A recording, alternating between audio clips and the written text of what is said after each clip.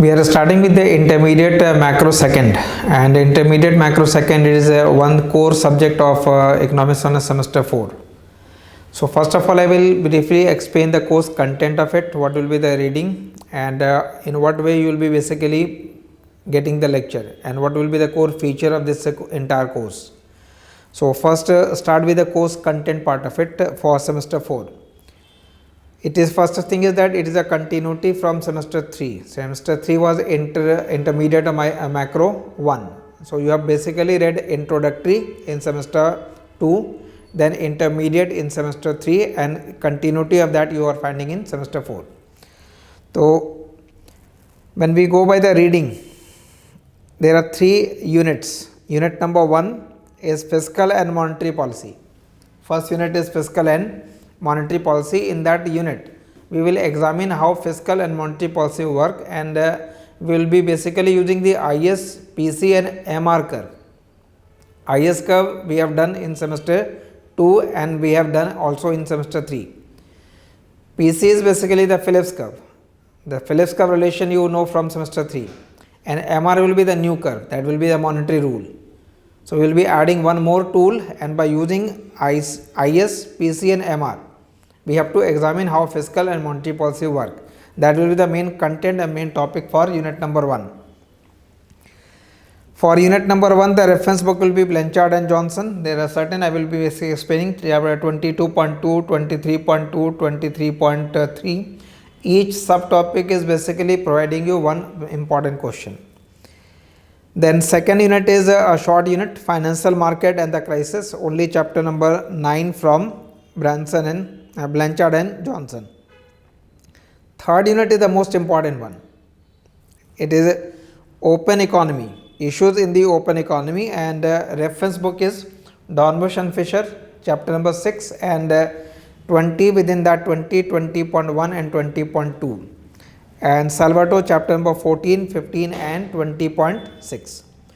So first thing is that there are 3 important units. You can write those units with their respective weightage in this form. So in the first sheet of your notebook, just write these 3 units. Unit number 1, fiscal and monetary policy. Unit number 2 is financial market and crisis. And unit number 3 is issues in open economy. Fiscal and monetary policy, financial market and crisis, and issues in open economy. And the weightage is for unit number 1 and unit number 2 combined, the weightage will be 50%. Unit 1 and unit 2 combined, weightage will be 50%, but you will find a relatively greater weightage for unit number 1 because the content in unit number 1 is more as compared to unit number 2. So although there is no separate weightage for unit number 2, but generally you will get less question from unit number 2 and more question from unit number 1. Third unit is 50% of the entire question paper, 50% of the entire syllabus. But in the examination you can attempt more than 50% question from open economy if you choose to answer those questions from the open economy. That means you can attempt more question, more than 50%. I will say about 2/3 question you can attempt only from unit number 3, that is open economy. Because if you see the question paper pattern, in the end semester exam there will be 3 sections. Section A will be MCQ. So you can just write down after that what will be the end semester paper pattern. Section A is will be having 15 question of 2 marks each, and that will be basically the multiple choice question. 30 marks for section A.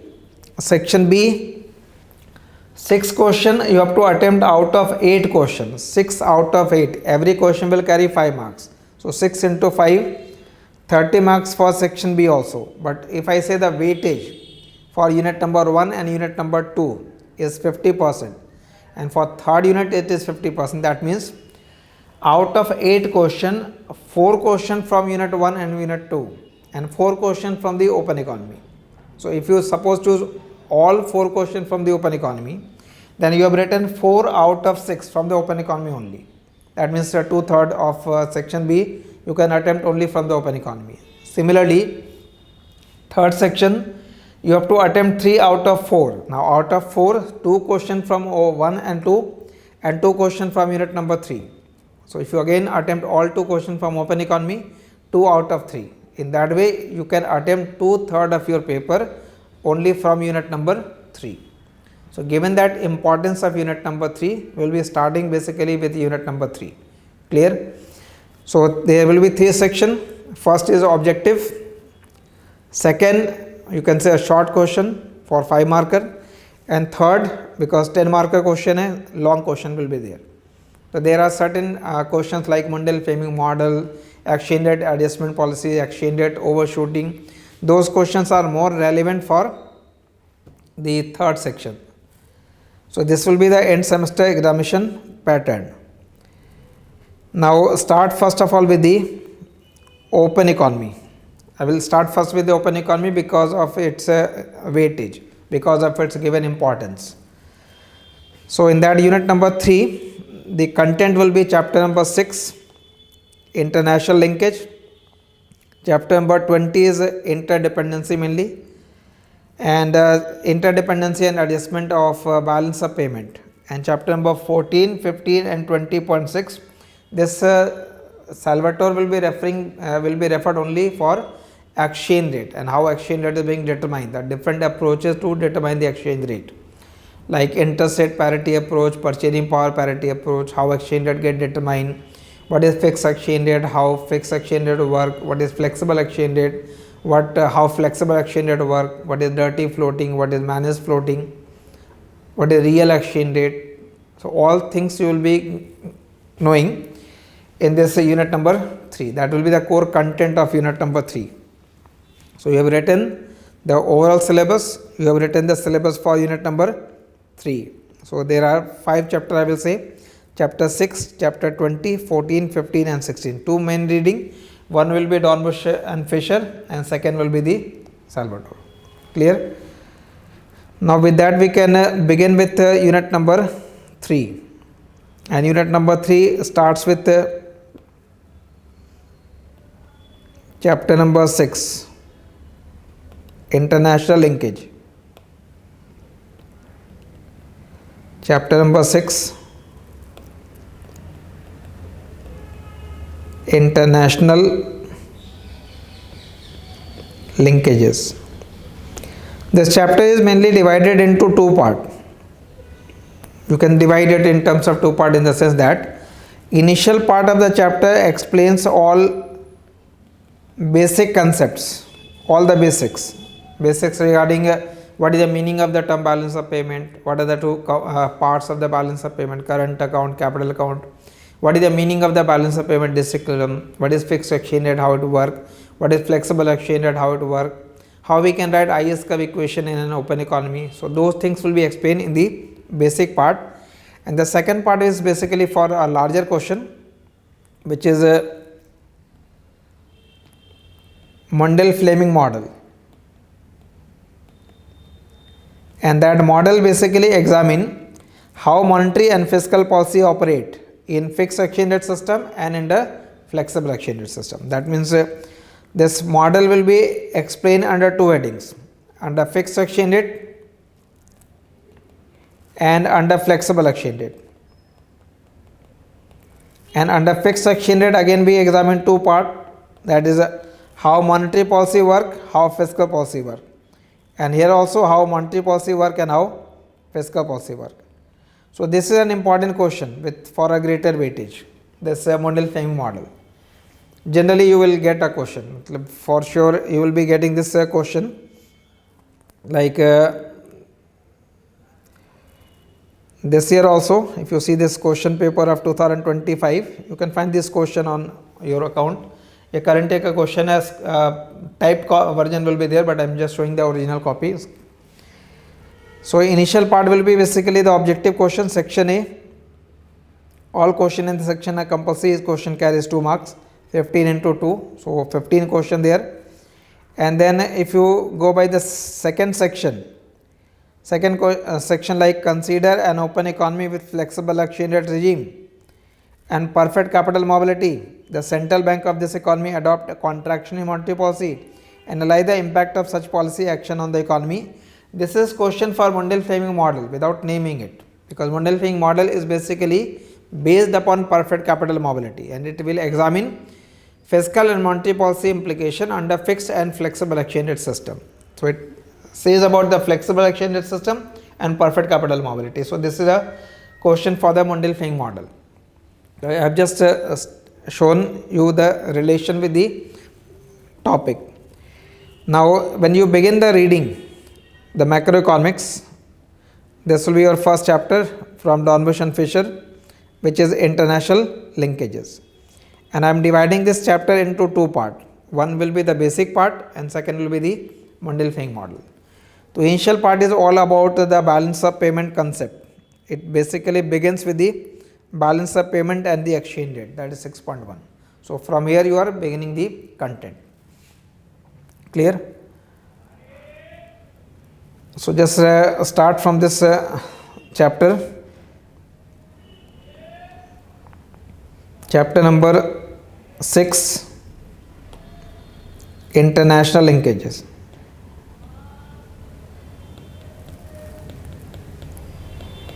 And in that international linkages, first the basic concept,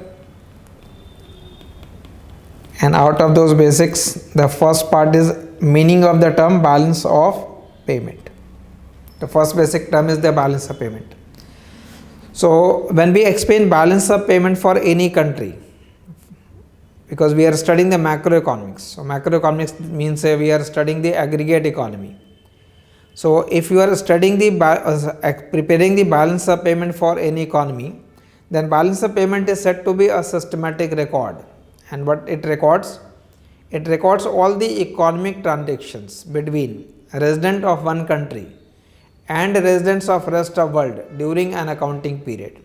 I repeat, balance of payment is a systematic record, and it is a systematic record of all economic transactions between a resident of one country and resident of rest of world during an accounting period. That means if you have to define anywhere balance of payment, you can define that term in this format. It is written in the reading as well.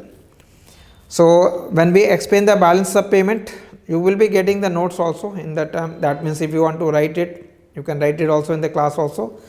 And the keywords I will be basically dictating to you, the key lines and sentences. But first understand this topic. Balance of payment, I said, it is a systematic record of all economic transactions between resident of one country and the resident of rest of world. So now question is, what type of transactions are involved between two countries? Say for example, if I am preparing the balance of payment, then balance of payment will have two sides. One will be the receipt side, and right side I am writing the payments, receipts and payments. So when there will be a transaction between residents of India and residents of rest of world. So suppose I am preparing the balance of payment for India, and all other countries are categorized as rest of world. So from India, if we export goods, so from India if you are exporting the goods, by exporting the goods, India will be receiving foreign exchange. So that will be recorded as the first item, export of goods.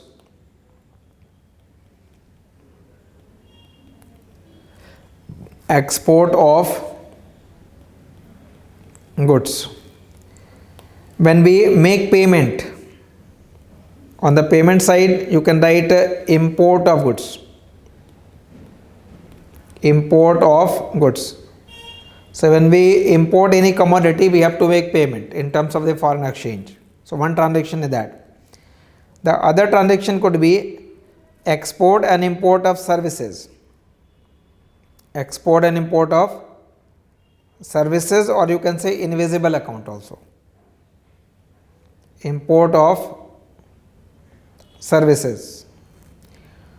Third important transaction recorded in the initial current account part is the transfer payments. Suppose Indian residents working abroad, they are sending money back to their home. You call remittances. So those remittances are part of the current account. So receipt side we can say add all transfers received, and right side you can say all transfers made abroad.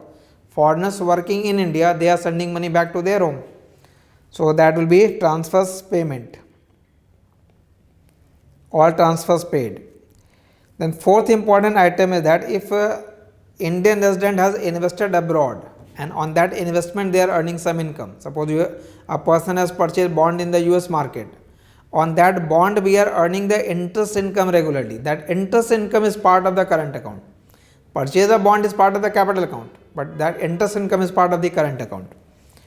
So fourth item we can add investment income received, then receipt side, investment income paid, then right side.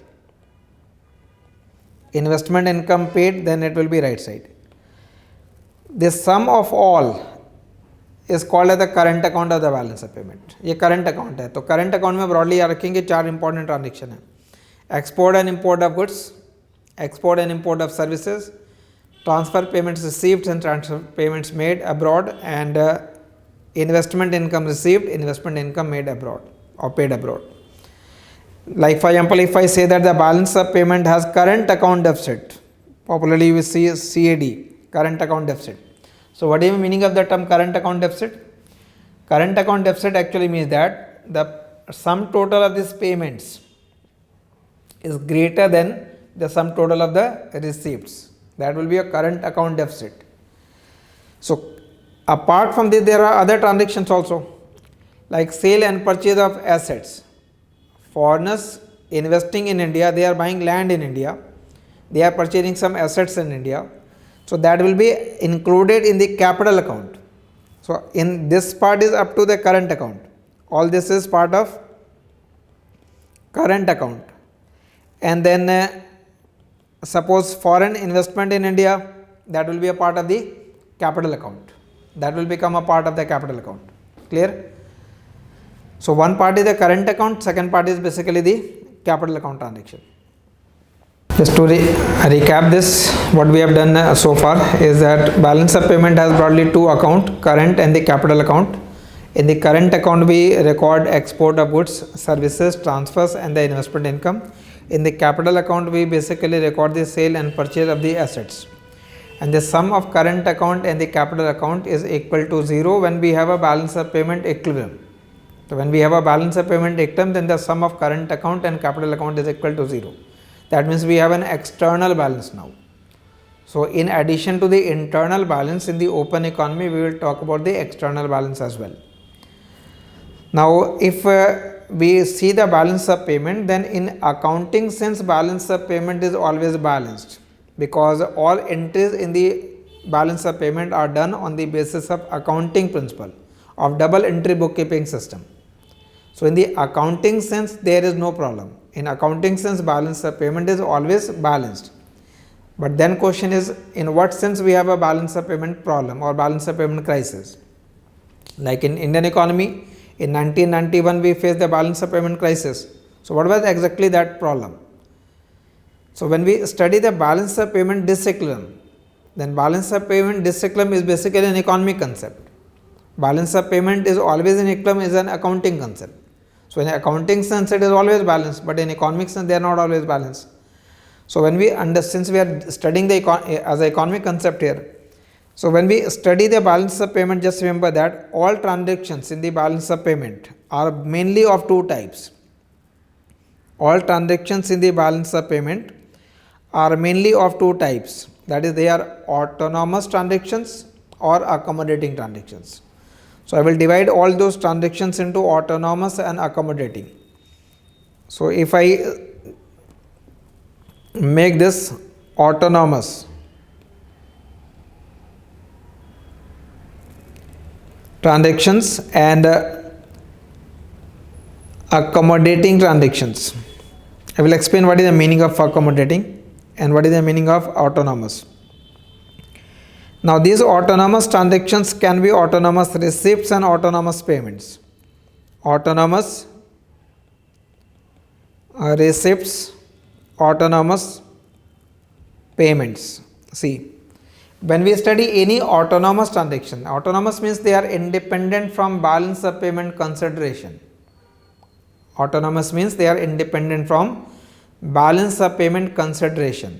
Like balance of payment has recorded all these transactions, export of goods, import of goods. So an importer is the decision of an importer to import certain commodity does not depend upon the BOP consideration. That means an importer will not decide not to import because India is facing BOP problem. His decision is independent. Similarly, exporter का जो decision है वो भी balance of payment के consideration से independent है.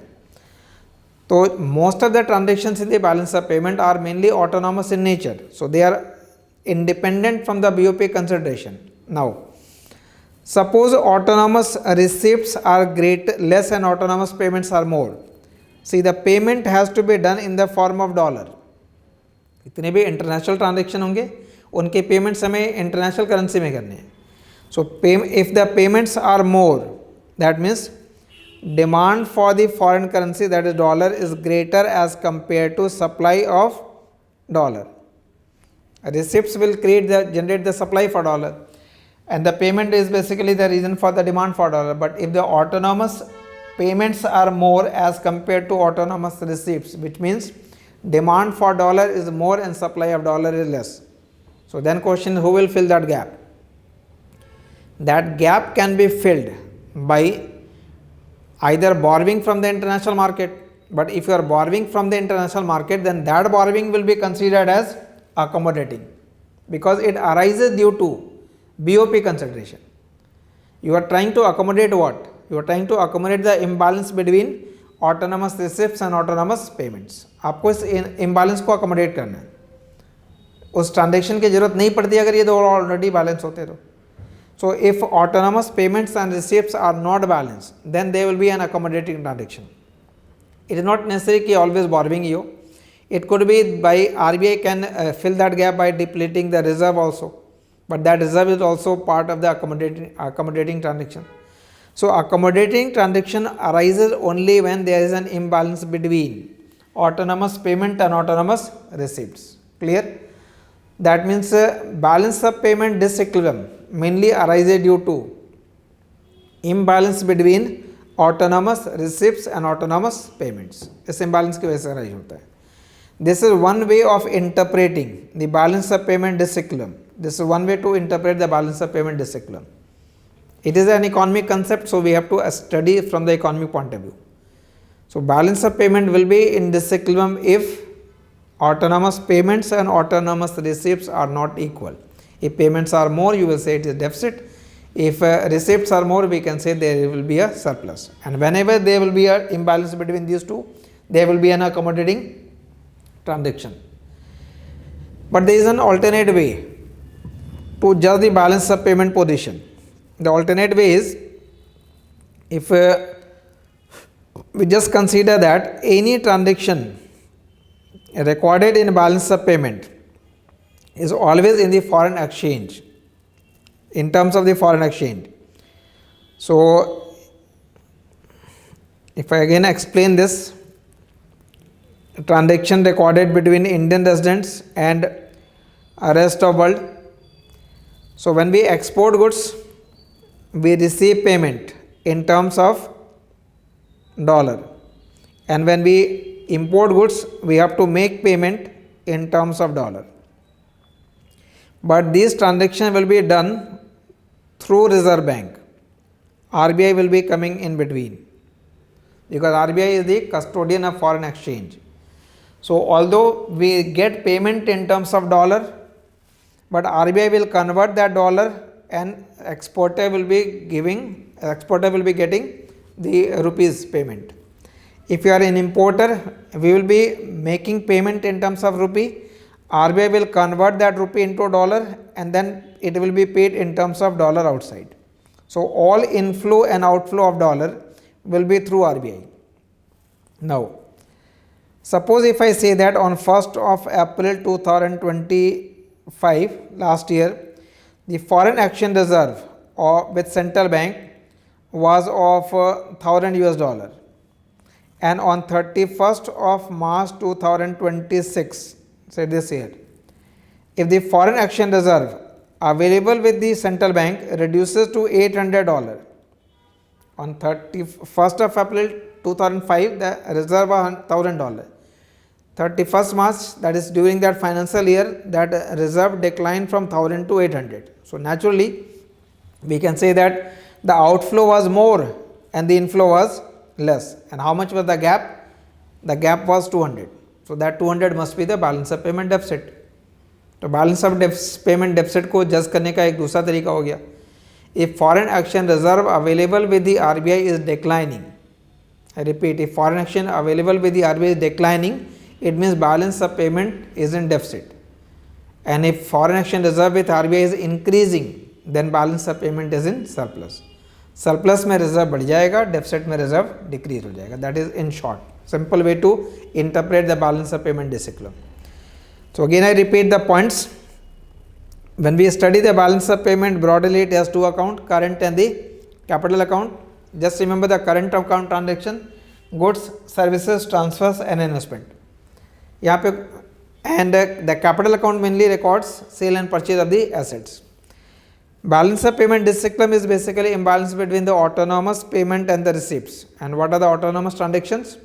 Those transactions which are independent from the balance of payment consideration, and accommodating are those which depend upon the balance of payment consideration. Clear? And if there will be a balance of payment deficit, the foreign exchange reserve available with the RBI will decrease, and if in case of surplus it will increase. Clear? So this is the initial part of it, the meaning of the term balance of payment and its various component, and the interpretation of the term balance of payment disequilibrium. Clear? You can just write down the definition part of it, or detail you will be getting in the notes section. Category you can download it from there, but just write down the main definition of balance of payment. Right? Balance of payment is a systematic record of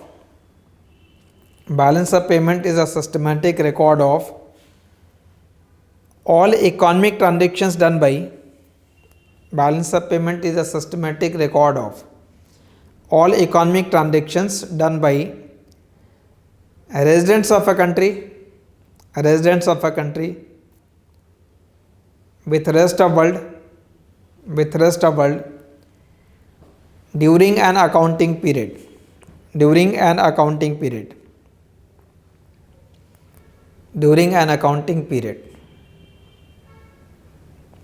It has mainly two accounts. A current account, B capital account. A current account and B capital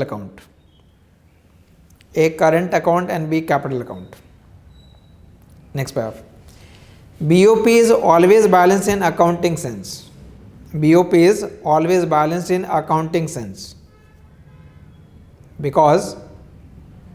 it is based on accounting principle of double entry bookkeeping system. Underline that. Double entry bookkeeping system. However, in economic sense, there will be disequilibrium.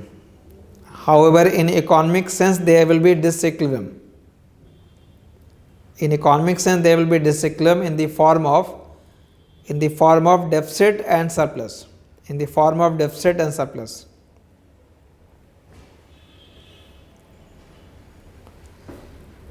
There will be deficit in BOP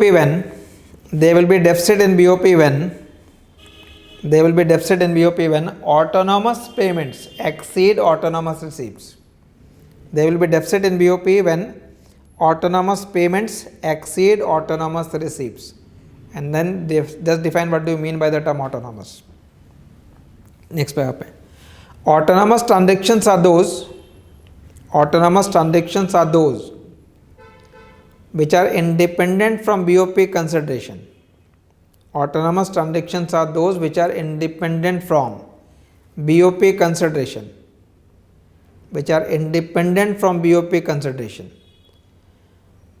accommodating transactions are guided by BOP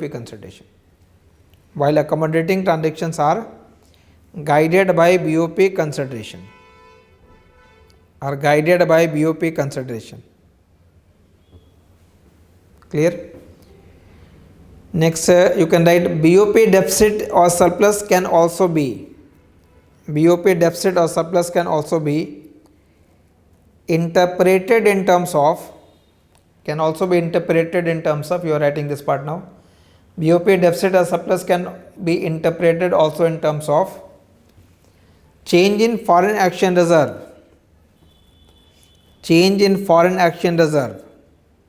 Change in foreign action reserve. Full stop. In the case of deficit, foreign action reserve held by central bank.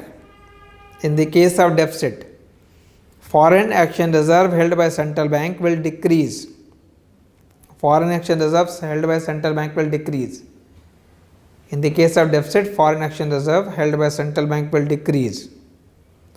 And in case of surplus, it will increase. In case of surplus, it will increase. Clear?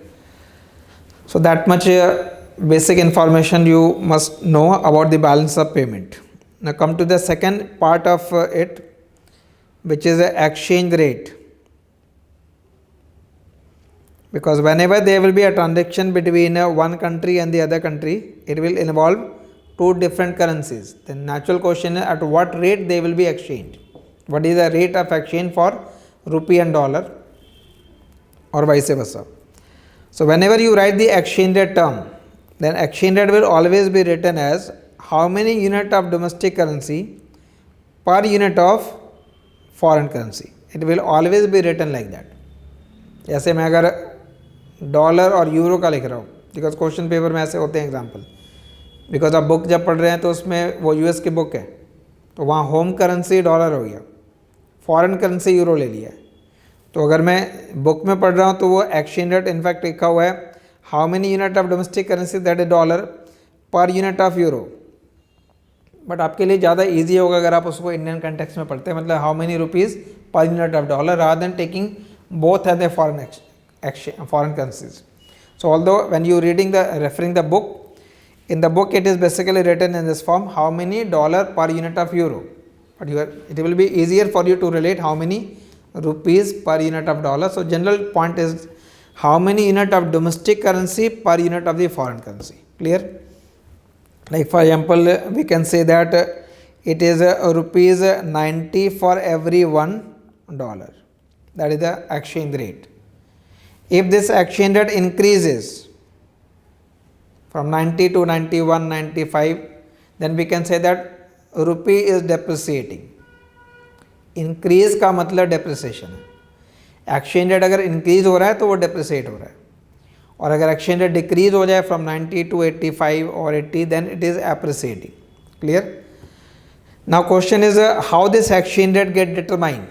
So we will be studying the different approaches, and out of those different approaches we will study the purchasing power parity, we will study the interest parity approach.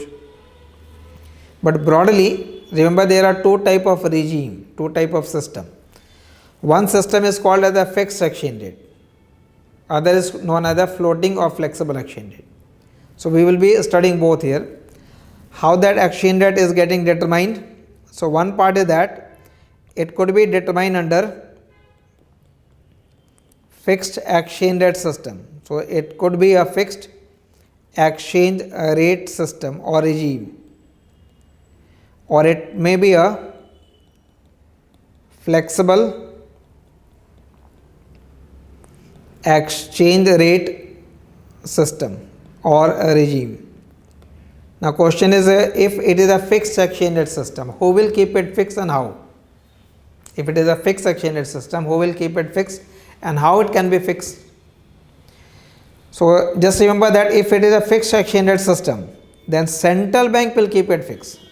RBI will keep it fixed. So RBI will basically make a commitment. RBI is suppose keeping exchange rate constant, and RBI is making a commitment that it will give rupees 90 for every $1. So that commitment has been made by the central bank. Central bank is keeping that rate constant. Now how it will be keeping it constant? if central bank has made this commitment that exchange rate is fixed at 90 per dollar, it means anyone who will bring $1, RBI will pay 90 rupees, and anyone who will bring 90 rupees, RBI will pay $1. Now suppose if central bank is having a certain amount of foreign exchange reserve, suppose a reserve of $1,000, and in the economy demand for dollar is more as compared to supply of dollar, because India is importing more and exporting less. So if India is importing more, we need more dollar, exporting less, we get less dollar. So there is a gap between demand and supply of dollar. अगर exchange rate flexible होता तो exchange rate अपने आप change हो जाएगा, because वो market determine हो गया. But here it is fixed, and who is keeping it fix? Central bank. So if demand for dollar is more and supply of dollar is less, then rate can be held constant only if you bridge this gap. तो RBI इस gap को fill कर सकता है, because RBI के पास क्या available है? Reserve available है. So RBI can sell out of its reserve and thereby it can increase the supply of dollar. But suppose there was a imbalance between demand and supply today, next day also, after that also, तो ये foreign exchange का reserve RBI के पास हमेशा क्या होता जाएगा? कम होता जाएगा. तो if it get exhausted, then if it get exhausted, in that case RBI will be unable to intervene in the market. And when RBI will be unable to intervene in the market, it will be unable to keep that rate constant at 90 per dollar. In that case, RBI will be forced to devalue the currency. That means RBI can say that, no, okay, since I do not have the dollar or less dollar available, so now for to get $1, you will have to pay 95 rupees. Rate of exchange 90 से बढ़ा करके उसने 95 कर दिया, मतलब रुपये का devaluation हो गया. डिवैल्यूएशन वर्ड आप यूज करेंगे only under fixed exchange rate system, when central bank through official action will increase the rate of exchange. When central bank through official action will increase the rate of exchange, then it is called devaluation. और day to day life में जैसे अभी हो रहा है, we do not use the word devaluation, we use the word depreciation. So depreciation happens under flexible exchange rate system. Flexible exchange rate system के अंदर it will be determined by the market forces, not by the central bank. So under flexible exchange rate system, it will be completely determined by the market forces. That means if demand for dollar is greater as compared to supply of dollar, the exchange rate will automatically increase. That means rupee will depreciate. So there are two extreme version of the exchange rate system. One is the fixed, other is the flexible. Flexible में भी अगर हम clean floating की बात करते हैं, clean floating का मतलब होता है कि RBI will not intervene in the market, whatever be the exchange rate. But generally RBI intervenes even in the flexible. Suppose अगर वो रेट आज 91 है, सडनली अगर वो ज़्यादा डेप्रिसिएट जो है, इंट्रा डे बहुत ज़्यादा वेरिएशन हो रहा है, वो 90 to 95 या 100 अप्रोच कर रहा है, then RBI can intervene in the market even in the flexible exchange rate just to manage the exchange rate system. So if RBI will intervene in the flexible exchange rate market, that means it is a managed floating. It is floating, but it is managed also, regulated also. So generally it is not clean floating, it is always a managed floating, or you can call it the dirty floating also. ये वो terms याद रखेंगे because आपको objective question भी solve करने हैं. तो dirty floating is basically a manage floating part in the flexible exchange rate to regulate the exchange rate. When central bank intervenes, it is called as the dirty floating exchange rate. In a clean floating, central bank will not intervene in the market. In a fixed exchange rate, central bank has to intervene in the market because only then it can keep rate constant. Clear? तो आपको basically ये दो system याद रखने हैं, एक fix का है और एक फ्लेक्सिबल का है. फिक्स एक्सचेंज रेट एक तरीके से वर्क करता है लाइक सपोर्ट प्राइस सिस्टम है. जैसे हम एमएसपी रखते हैं एग्रीकल्चर के लिए कि प्राइस अगर ऊपर या नीचे हो जाए तो भी हम उस सपोर्ट प्राइस पे government will buy. Here also this is basically kind of support price. If value goes up और down at that price, you central bank has made a commitment to buy or sell dollar at that rate of exchange. Clear? So this is basically two different type of the exchange rate system. Now we have to explain basically, that means when we go for the Mundell-Fink model, we will be studying that model into two part. Fixed में भी पढ़ना है और flexible में भी पढ़ना है. Again, write a short paragraph here. Under fixed exchange rate system, a rate of exchange is fixed by central bank. A rate of exchange is fixed by central bank. Rate of exchange is fixed by central bank, and central bank intervenes in foreign exchange market. And central bank intervenes in foreign exchange market. Intervenes in foreign market to keep exchange rate constant. To keep exchange rate constant. To keep exchange rate constant. However, in this system, central bank must have foreign exchange available. In this system, central bank must have foreign exchange available. Foreign exchange available in order to keep exchange rate constant. Central bank must have foreign exchange available in order to keep exchange rate constant. Next part. However, under flexible exchange rate system, a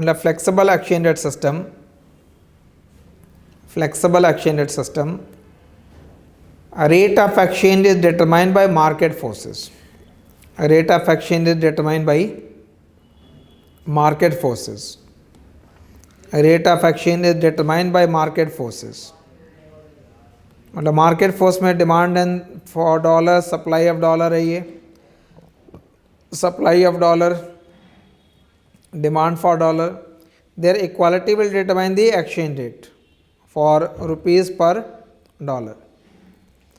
अगर central bank ने कोई और rate रखा हुआ है, like fix exchange rate system की बात अगर हो रही है, suppose central bank is keeping this rate constant here, तो कांस्टेंट अगर यहाँ पे रखा है तो यहाँ सप्लाई कम है और डिमांड ज़्यादा है, so this gap has to be filled by the RBI, then only you can keep it constant at that point. Clear? So there are broadly two type of system. One is fixed exchange rate, other is flexible exchange rate system. Now come to the next part of it. Next we can say the basic point. That next basic point is all about what is the meaning of the term real exchange rate and how it differs from the nominal exchange rate. So next term write down a real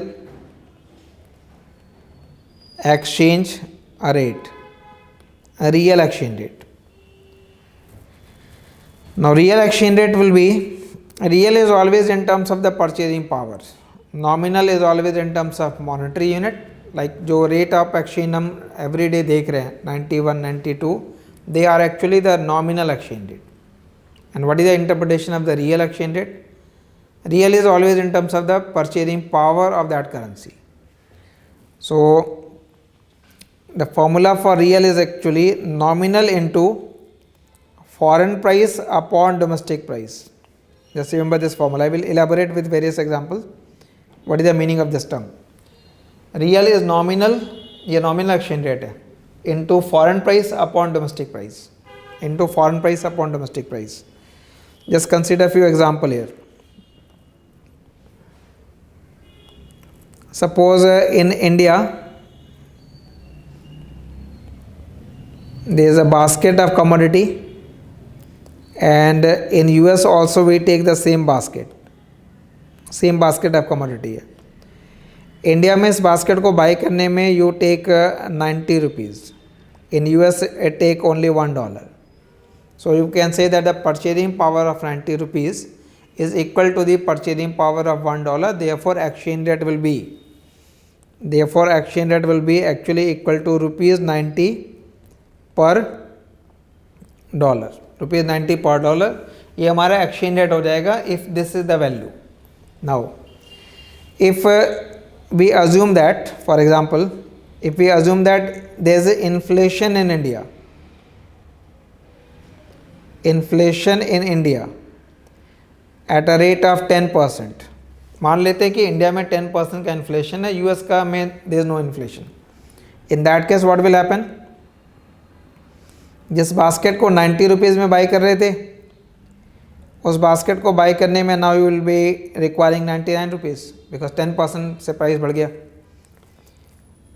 US में कोई inflation नहीं है, so still you can buy that basket with $1. तो now purchasing power of 99 rupees is equal to purchasing power of $1. So now exchange rate will be equal to rupees 99 for every dollar. Now my question is this change from 90 to 99 real or nominal? You will say this change is only nominal, not real. ये सिर्फ nominal number बढ़ा है. Nominal मतलब ये ई की value बढ़ी है, not they are.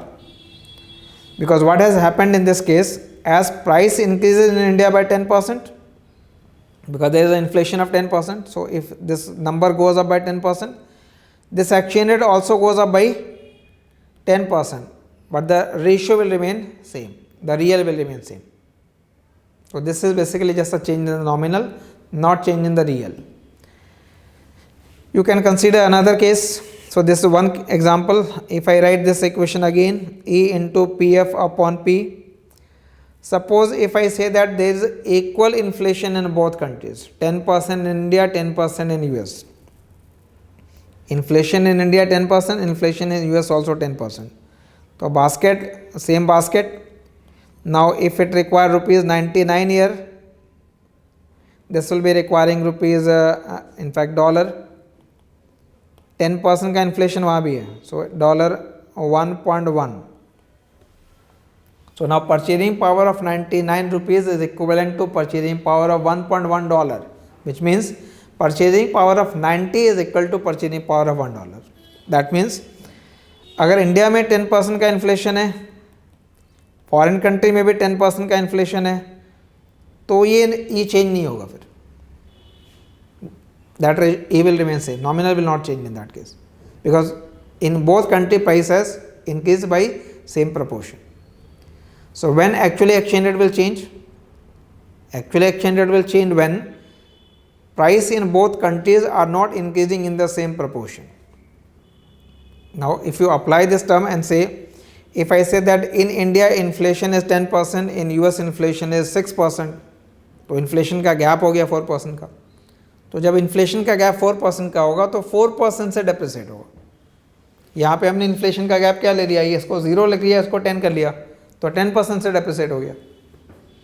जितने का इन्फ्लेशन गैप होगा उतने से करेंसी डेप्रिसिएट हो जाएगी. तो that is why rupee is depreciating over a period of time, because in India inflation is higher as compare to inflation in the US over a period of time.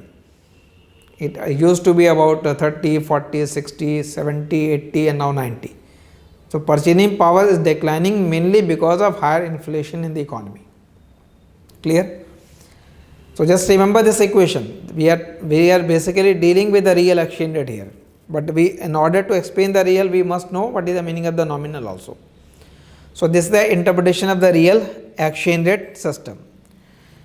अब यहाँ तक जो points हो गए उसको आपको बेसिकली कंसीडर करके रखना है. Now we can convert this और we use this in order to derive the IS curve equation.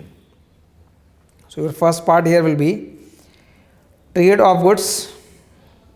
ये जो इनिशियल पार्ट है वो सारे बेसिक हैं. इससे आप शॉर्ट क्वेश्चन एक्सपेक्ट कर सकते हो, ऑब्जेक्टिव क्वेश्चन एक्सपेक्ट कर सकते हैं. जैसे इस तरीके के एग्जाम्पल हो गए, ऐसे एग्जाम्पल में कितने से डेप्रिसिएट होगा वो लिखा है.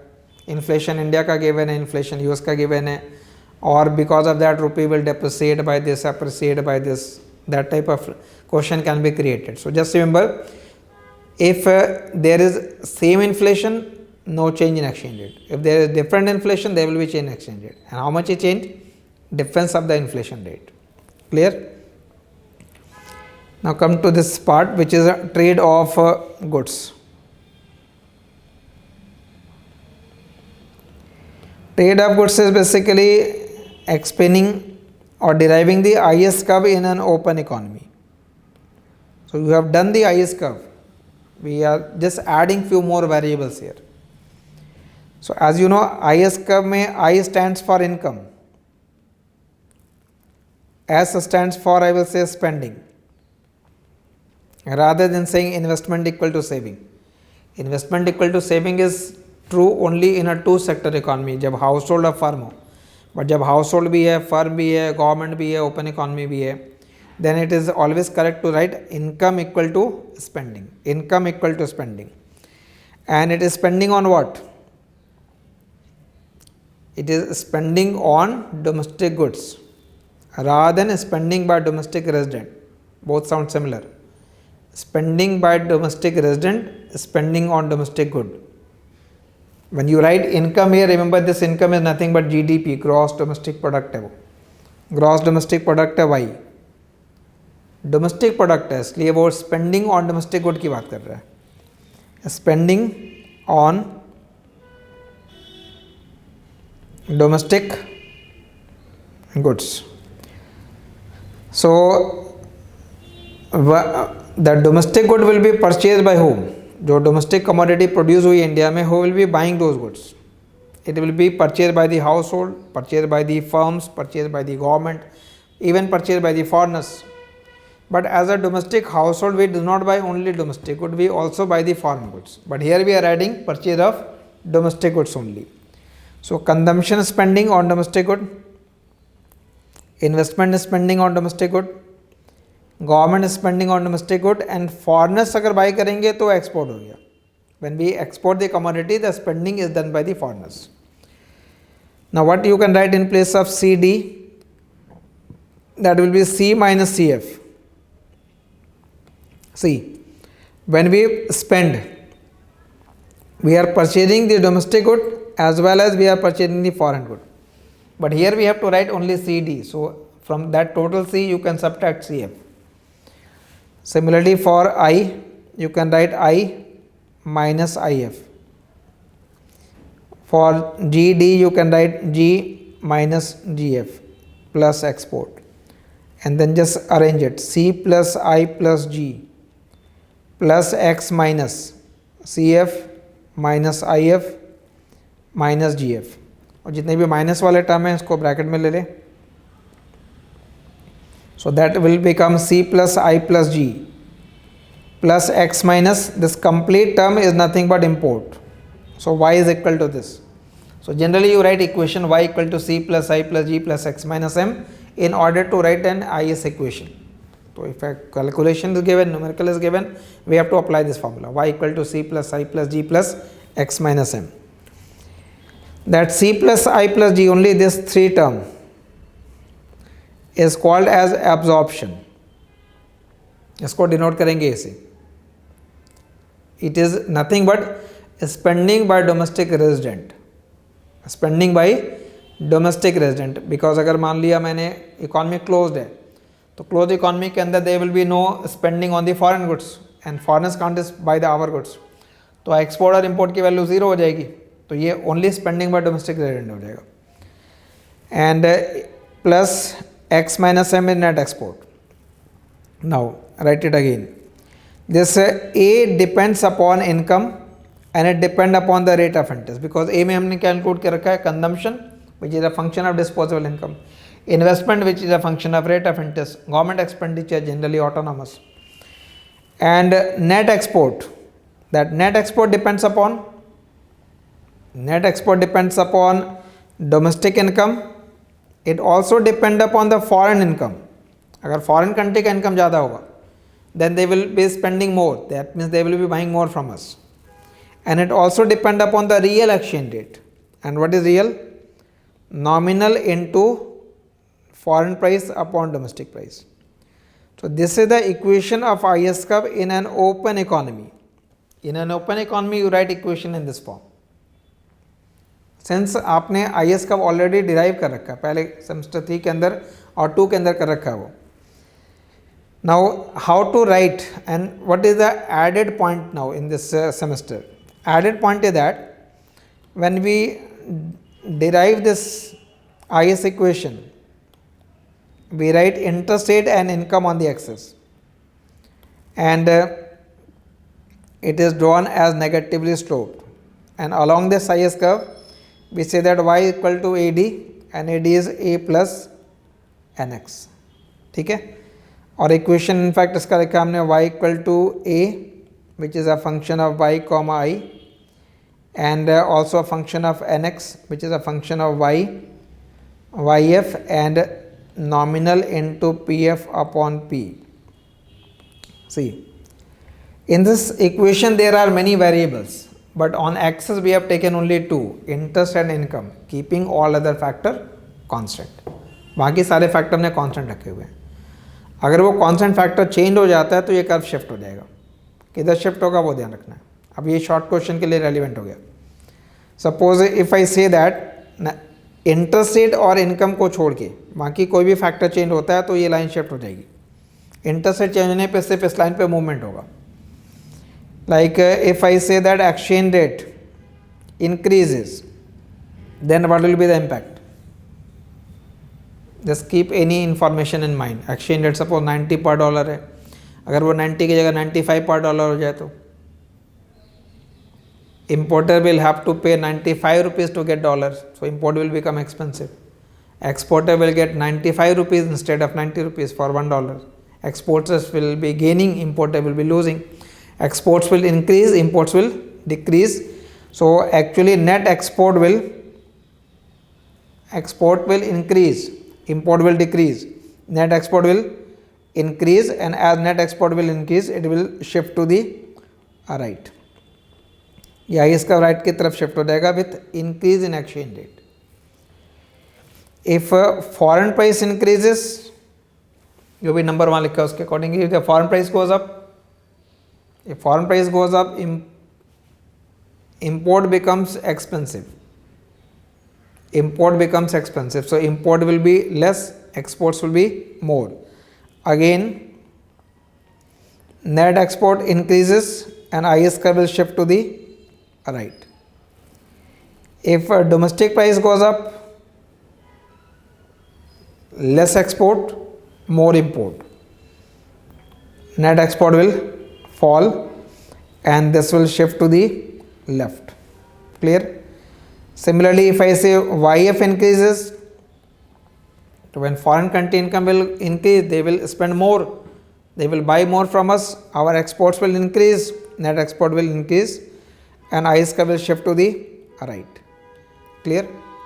तो ये कुछ पॉइंट आपको ऐड करने हैं. ओपन इकोनॉमी में we are adding what you have done in semester 2 and 3. So we are not deriving it here, we are not longer, we are just using this term because we have to deal with the IS curve, Phillips curve, monetary rule in the unit number 1 also.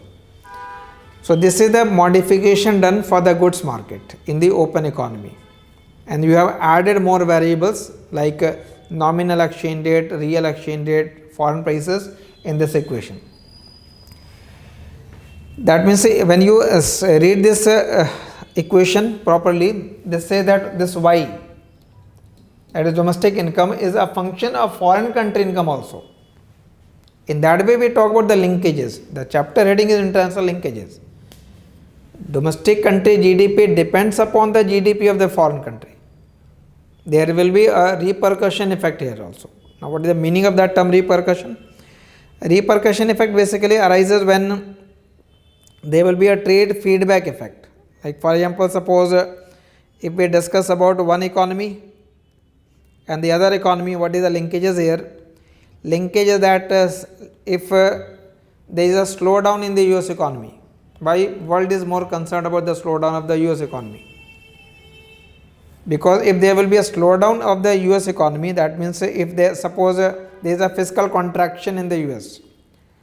So if there will be a fiscal contraction in the US, aggregate demand in US will decrease. As a result, output in US will decrease. As their output will decrease, they will spend less, and they will spend less on their own domestic good also and on the foreign good also. So as they will spend less, their import is a function of income, their import will also decrease. Decline in import by US actually means that exports from India will also decline. If they are importing less, we are able to export less. If we are able to export less, net export in economy India will decline, AD in India will decline. So initially there will be a spillover effect, but as AD will decline, income in India will also decline.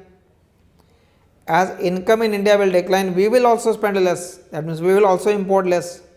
As we will import less, US export will fall. That will be the feedback effect. And that entire effect is basically referred as the repercussion effect. That entire effect is referred as the repercussion effect. ये repercussion effect है, linkages है, एक country के slow down से दूसरे country affected होगी, एक country में ग्रोथ होगा तो दूसरे कंट्री के लिए पॉजिटिव इफेक्ट है. So internationally when economies are open we are all linked. Change in one economy will spill over to the other economy. So in this unit you will be able to understand how one country's change in policy affect the other countries. So those are the relevant points for this unit. Apart from this, so far what we have discussed basically is all the goods market. Now we have goods market means that you have done the current account part of the balance of payment, but there will be a capital account part also. So what will be the capital account part?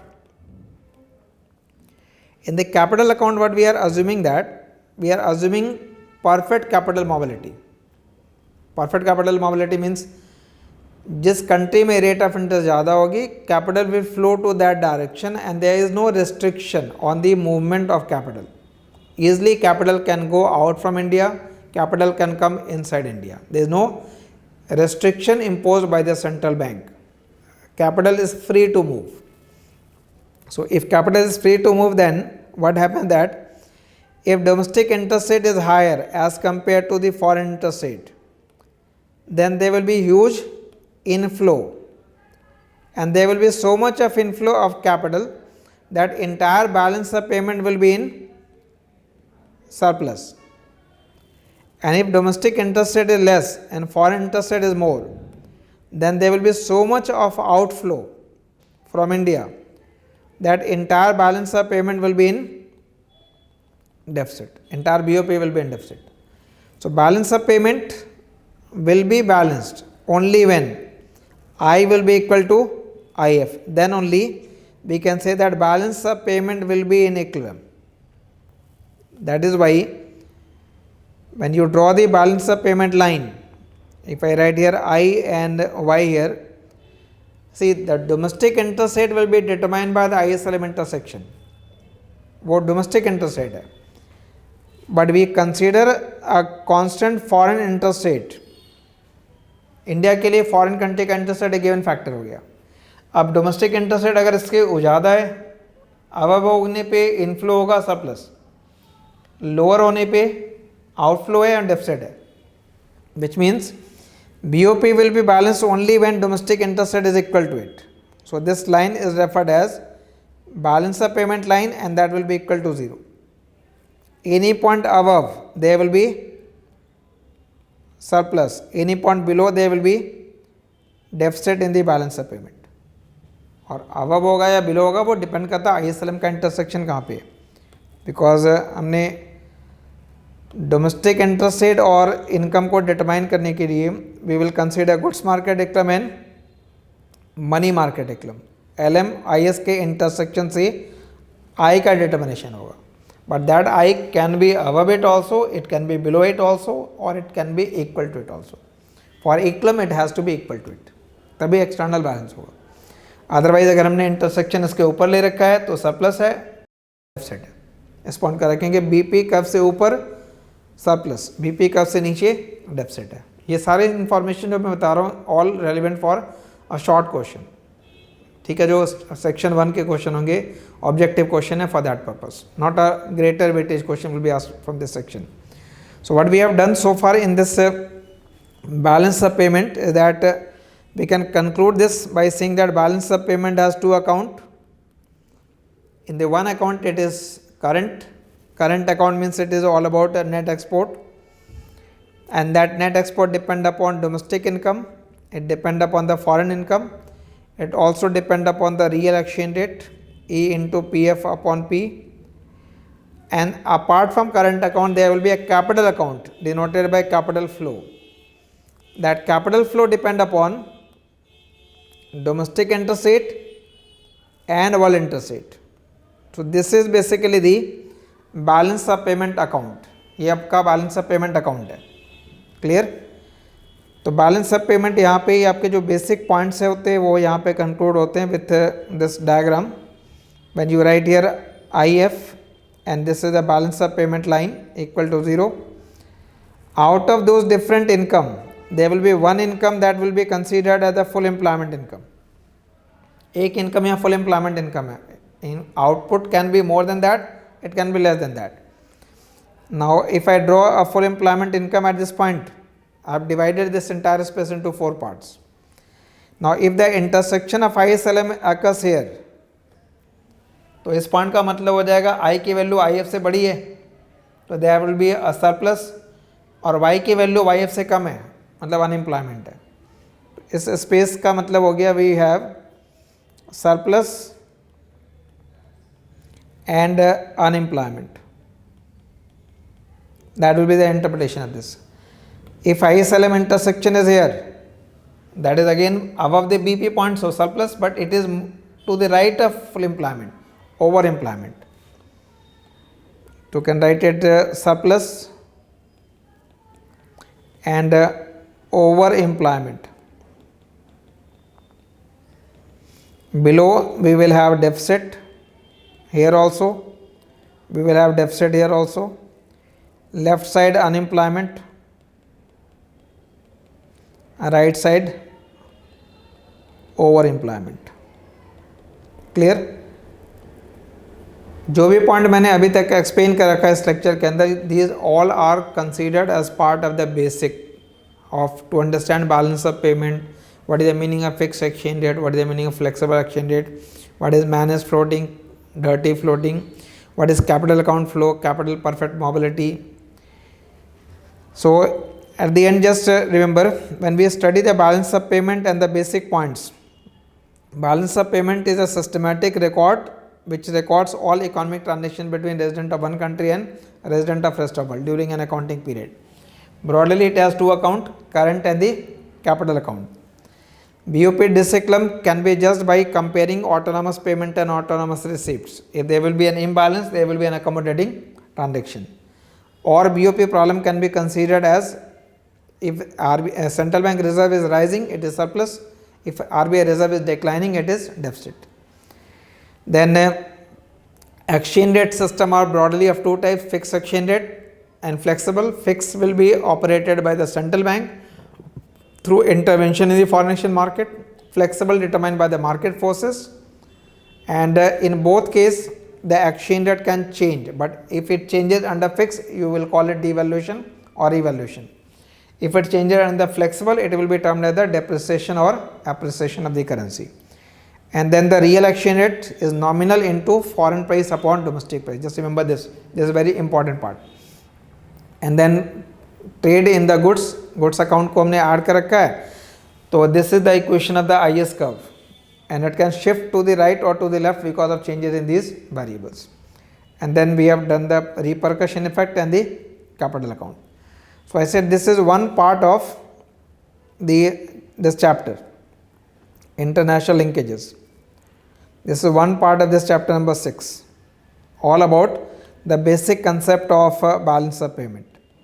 If you want, you can refer to that reading, otherwise you can just read the notes, and you have understood the topic, you can just, but preferably write it in your own words. जो notes भी अगर आप download वहाँ से कर रहे हैं, तो उसे आप अपने spiral में maintain कर लेंगे, proper dictation, because वो proper dictation है, proper वो written है, so just make a proper notes. And then the second part of this chapter is talking all about the Mundell-Fleming model. So what we'll be doing next will be the Mundell-Fleming model, but that will be from a long question point of view. अभी जो कर रखा था ये basically short question point of view से हो गया.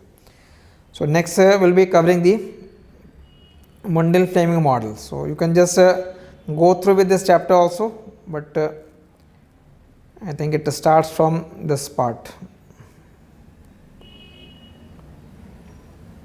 6.5. So we have done up to this. We will start lecture 2 with the Mundell-Fleming model, perfect capital mobility under fixed exchange rate, then perfect capital mobility under flexible exchange rate. Clear? So just remember that there are 3 important units in this semester 4. Unit number 1 and 2 will have a weightage of 50%. Unit number 3 itself will have a weightage of Unit number 3 itself will have a weightage of 50%. So we'll be doing unit number 1, 2 and 3. Clear? So at the end just see the paper pattern clear है, reading clear है, और जो content होगा उसमें उसका weightage clear है.